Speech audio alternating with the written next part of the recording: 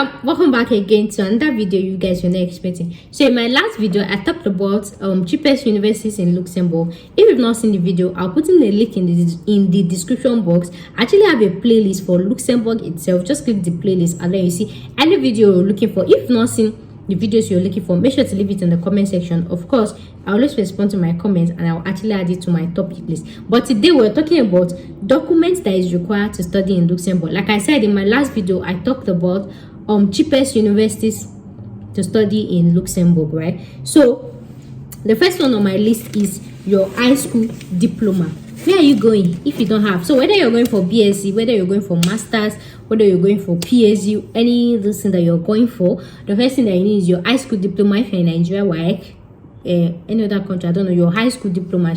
And then another thing is, so the next document that you need is, if you're going for masters, you need your BSc certificates. And not just that, you actually need your BSc transcripts, just your educational documents or your educational document that shows career progression.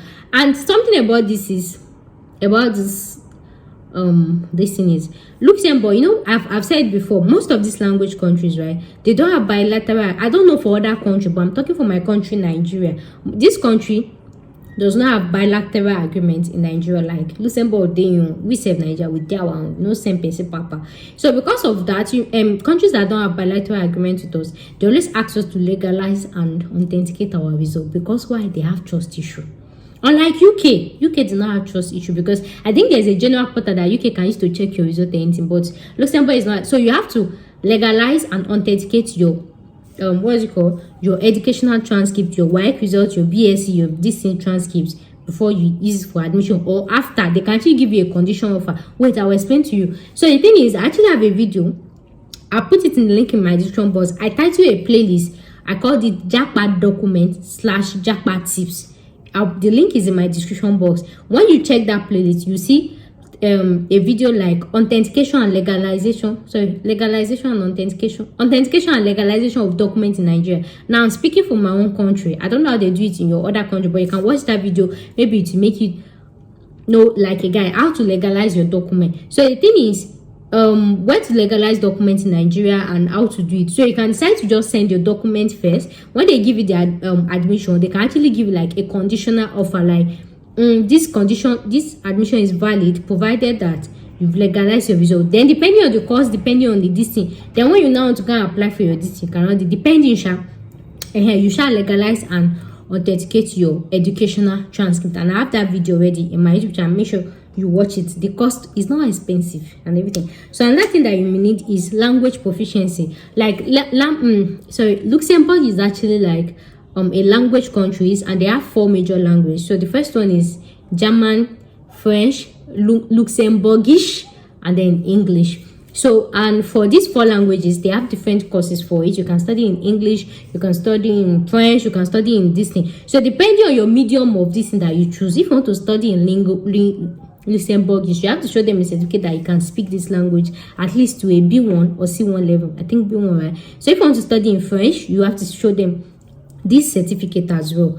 Then if you want to study in English, you have to show them TOEFL or IELTS. When I saw it, I was like, but the thing is, you know, I used to see that admission is individual based. There's nothing like general admission requirement. So depending on if you can negotiate, for example, if you have your BSc already, there's this medium of instruction they used to collect from university. You can send it to them, and maybe during your interview they can get confused, or they can still ask you for IELTS, but they always ask for language of proficiency. And the other one is depending on the university, depending on your course, depending on the distance, you can negotiate, but just have it out the corner of your mind. So you can use your WAEC as well to prove that you understand English, you can speak English. But if your head is hard, this thing. So another thing is, if you are not Nigerian, Nigerians, we have to legalize our result. If you are not Nigerian, you can reach out to the school.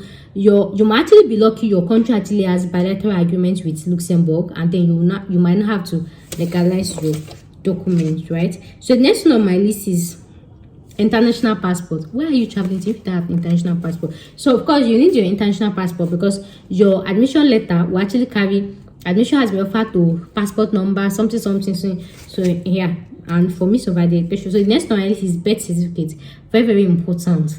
They should know your age and everything. So another one is bank statement. So I'm making a separate video about bank statement for Luxembourg for study and everything, right? So you need your bank statement to be sure that you can actually cater for yourself. You can pay your tuition fee and you can pay for your accommodation, your tuition fee, and then you're not gonna hang.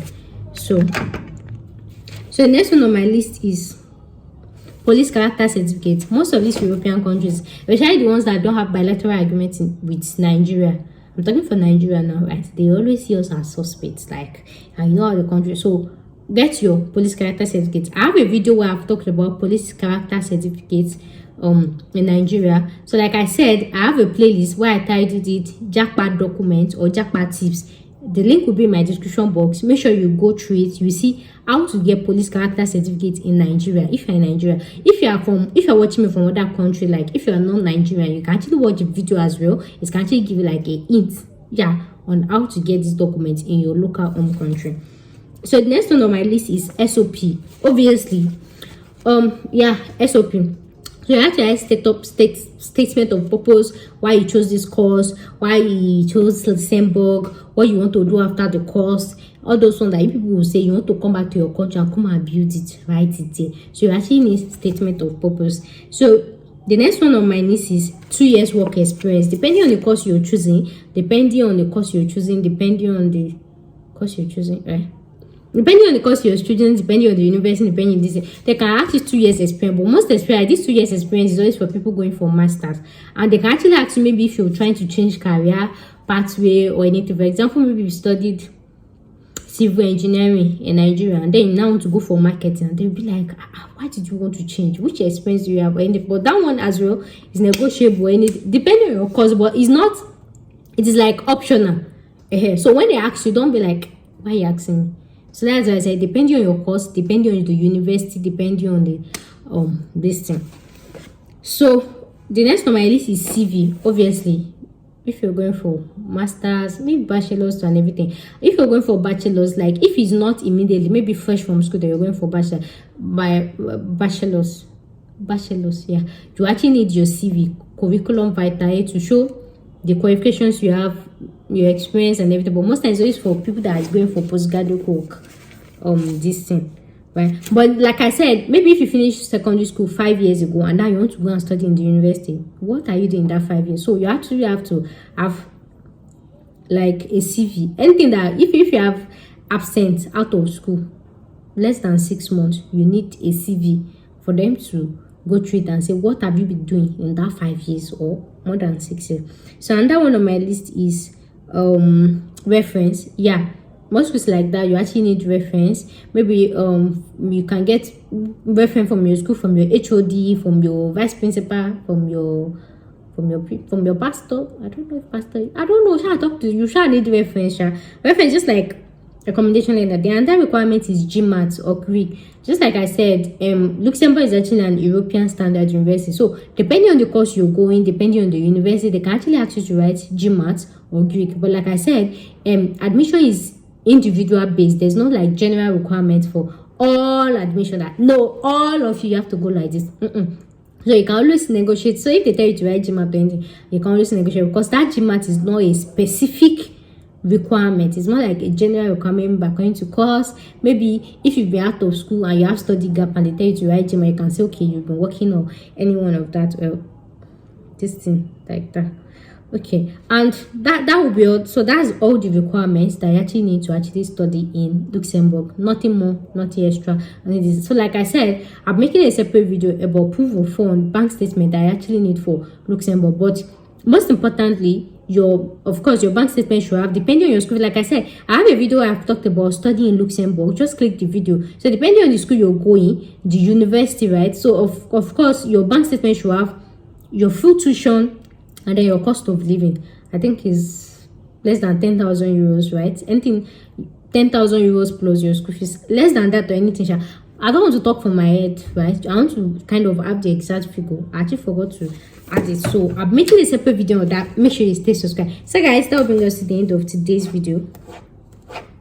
Thank you so much for watching. Thank you so much for watching, and I'll see you guys in my next one. Bye.